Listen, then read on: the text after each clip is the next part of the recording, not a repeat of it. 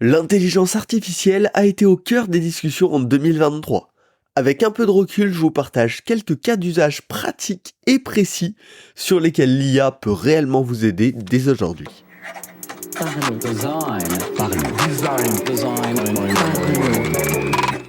Rejoignez le Slack TCT, partenaire de la saison 7 de Parlons Design.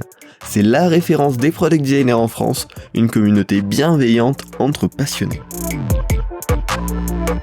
Salut, c'est Romain Pachna, bienvenue dans Parlons Design pour un nouvel épisode sur comment améliorer notre productivité grâce à l'intelligence artificielle notamment. C'est un sujet que j'ai pas mal exploré quand j'étais design ops chez Payfit. J'ai réalisé notamment toute une recherche approfondie sur l'IA pour les designers qui nous a permis de débunker pas mal de choses et de rentrer vraiment dans la pratique très concrète, mais également en perso, pas mal de curiosité et d'expérimentation dans mon quotidien de product designer. Et donc l'idée avec cet épisode, c'est de faire un état des lieux déjà de ce qui ne marche pas. Il faut arrêter le bullshit à un moment. Et donc il y a des choses qui concrètement sont très loin d'arriver, sont annoncées aujourd'hui mais sont pas du tout prêtes, sont pas du tout utilisables en production. Donc on va débunker ça très rapidement en quelques minutes. On va voir ce qui marche surtout. Il y a 3 vraies astuces qui moi me font gagner du temps, ont de la valeur, sont très concrètement utilisables et donc je vais vous les partager. Et on va terminer avec quelques choses à suivre qui peuvent être intéressantes pour les prochains mois, prochaines années peut-être. Et bien évidemment, je serai preneur de tous vos retours. On en parle à la fin. Alors, pour commencer, quelles sont les fake news? Qu'est-ce qui, soi-disant, est faisable par l'IA, mais aujourd'hui, clairement, est très loin de pouvoir soit nous aider, soit nous remplacer? Le premier point, c'est tout ce qui est génération d'interface. Clairement, il y a eu beaucoup d'annonces, il y a eu des belles vidéos, comme quoi, waouh, en tapant un prompt, elle a designé toute mon application. Clairement, il n'y a aucun résultat qui serait ne serait-ce qu'acceptable pour un projet perso. Premièrement, parce que la plupart des solutions de génération d'images, c'est principalement du PNG, JPG, hein, c'est du pixel. Donc c'est pas quelque chose vraiment exploitable par les développeurs. Les quelques démos incroyables, c'était souvent des gens qui ont passé des heures et des heures et des heures pour avoir un truc qui visuellement renaît bien, mais bien évidemment vous le savez, hein, tout le travail de réflexion, de logique, de hiérarchisation du contenu, c'est pas du tout fait aujourd'hui par ce genre d'interface générative d'images. Et après, tout ce qu'on a pu voir avec des prompts qui dans Figma génèrent des interfaces. Bon, on a vu des belles démos depuis 3 ans, depuis GPT-3, mais il n'y a rien qui est sorti au niveau production aujourd'hui. Donc clairement, ne vous inquiétez pas, il y a encore de la marge avant qu'on en arrive là.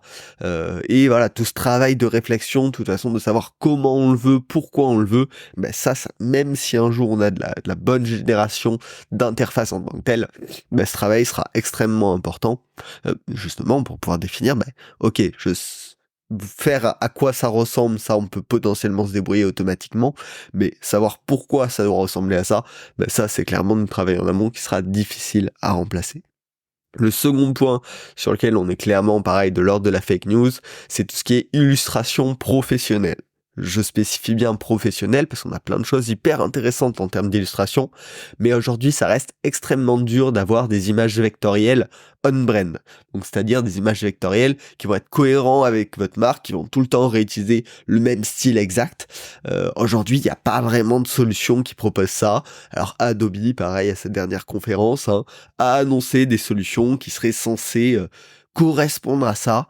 Aujourd'hui, c'est pas encore dispo et leurs outils de génération d'images vectorielles sont hyper bien, mais par contre, ont vraiment du mal à avoir un style cohérent entre eux. Donc, il y a encore un petit peu de marge là-dessus, mais c'est quand même plus proche que la génération d'interface. Bon, maintenant qu'on a débunké tout ça rapidement, quelles sont les vraies astuces qu'en tant que product designer, moi j'utilise? La première, c'est pour découvrir un sujet complexe nouveau. avec des LLM comme ChatGPT ou Bard, c'est extrêmement simple d'avoir des réponses relativement compréhensibles sur des sujets complexes, leurs enjeux, leurs risques, leurs spécificités. Et ça permet d'avoir un expert qui a pas du 100% de véracité, mais globalement on peut donner du 95% de vrai sur des sujets très spécifiques. Il y a pas longtemps, j'ai dû m'intéresser à la session de droit.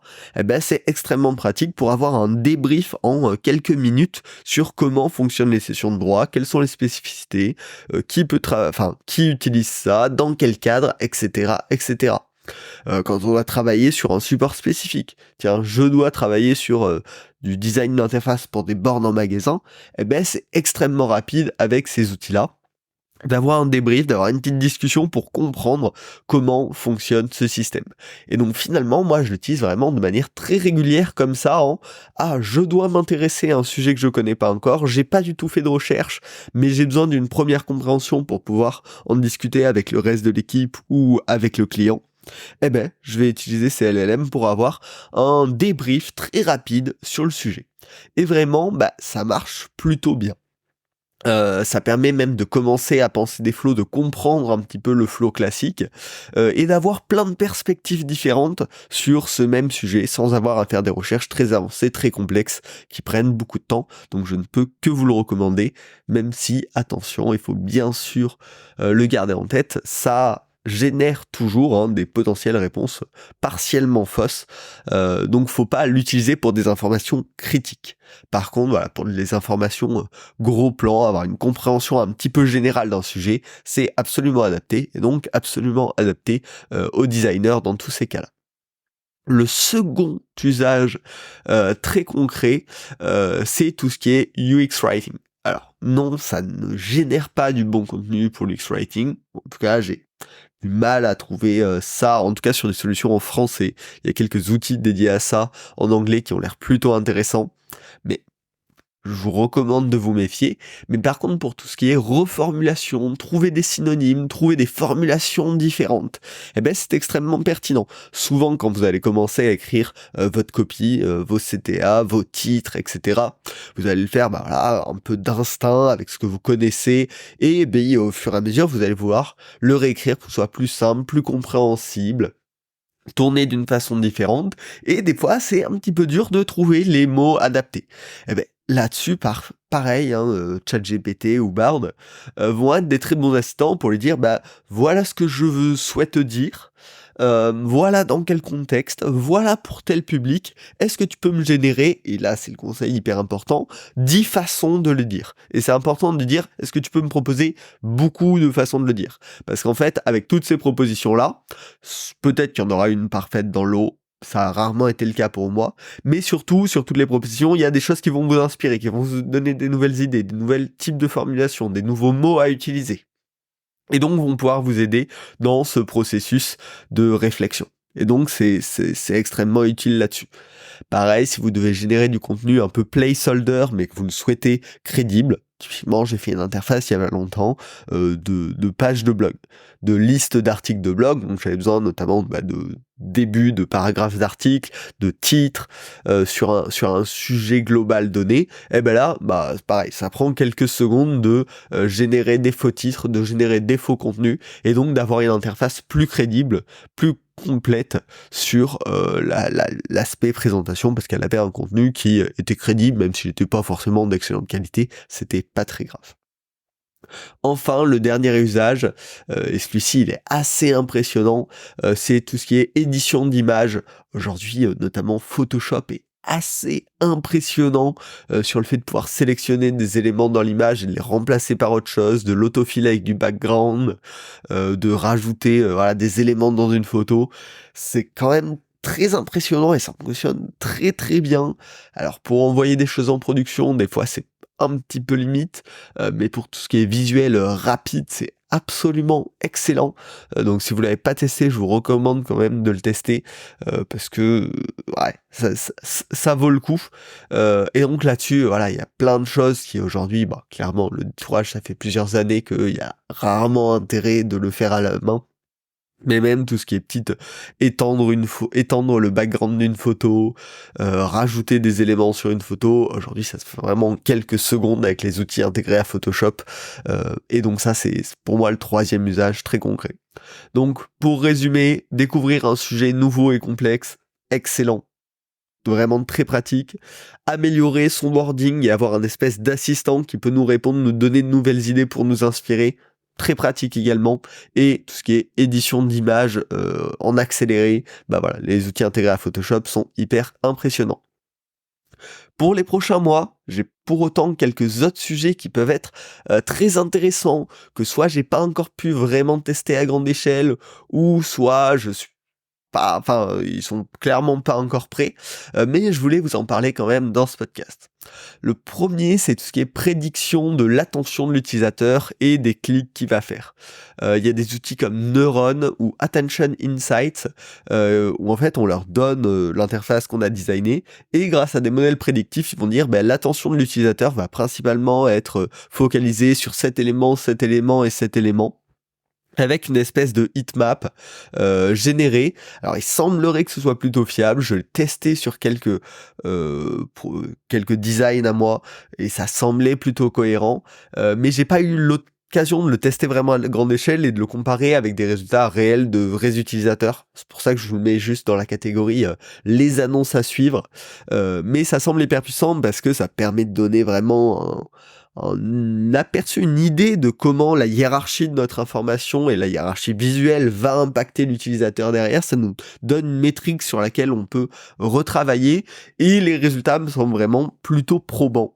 Donc si c'est quelque chose qui peut vous intéresser, je vous invite à creuser ça. Le second point, c'est sur ce qui est résumé de données. Données de retour utilisateur, données de review sur l'App Store par exemple des utilisateurs, données de mail utilisateur, etc. etc. Il y a beaucoup d'outils qui promettent de plus en plus d'exploiter justement toutes ces données, qui peuvent rapidement être une masse de données assez importante, même sur une seule interview utilisateur, on génère beaucoup d'informations. Et donc, les outils d'intelligence artificielle peuvent aider à faire des résumés, à ressortir ce qui est le plus important de toutes ces données. Pour autant, c'est encore un petit peu tricky aujourd'hui. La qualité du résumé est pas toujours là. On perd des informations importantes parfois dans ces résumés. Donc, pour moi, de ce que j'ai pu en voir et en tester, c'est pas encore prêt. Pour autant, on commence à avoir des choses intéressantes, et ça pourrait vraiment permettre d'exploiter encore plus de données sans plus d'efforts. Et c'est là où forcément ça a un intérêt. Notamment, il y a un acteur français, Synopsys, qui permet de faire ça. Et j'aimerais beaucoup tester leur solution. Mais donc c'est clairement quelque chose à suivre et qui pourra nous faire gagner du temps, parce que analyser toute la donnée qu'on a, en fait, il y a très peu d'équipes produits qui prennent le temps ou qui ont le temps de le faire. Et donc avec des outils comme ça, on pourrait utiliser encore plus d'input utilisateurs pour se lancer dans les phases de design sereinement. Enfin, la dernière annonce qu'il faudra suivre prochainement, c'est tout ce qui est assistant Figma pour designer avec un prompt ou avec un assistant qui travaille avec nous en live. Il y a notamment Diagrams, il me semble, qui a été racheté par Figma il y a quelques temps et qui travaillait beaucoup là-dessus. Donc j'imagine qu'ils testent des trucs en interne. Clairement, il n'y a rien de probant à date, mais si un jour ça sort, voilà. Faudra l'essayer, mieux vaut toujours le coup de se faire notre propre avis, et globalement c'est le message général que j'ai envie de vous passer dans cet épisode, c'est ne vous laissez pas effrayer par les discours alarmants de l'IA va vous remplacer demain, c'est la catastrophe, sautez par-dessus bord, non. Testez par vous-même, faites-vous votre propre avis, profitez des petits gains déjà disponibles qui vont combler des manques dans votre process de design actuel. Et c'est comme ça que vous pourrez profiter au mieux des quelques avantages qui apparaissent avec ces solutions, et ne pas passer votre temps à vous faire peur avec des choses qui, aujourd'hui en tout cas, ne sont pas du tout prêtes. Typiquement, voilà, la génération d'interface.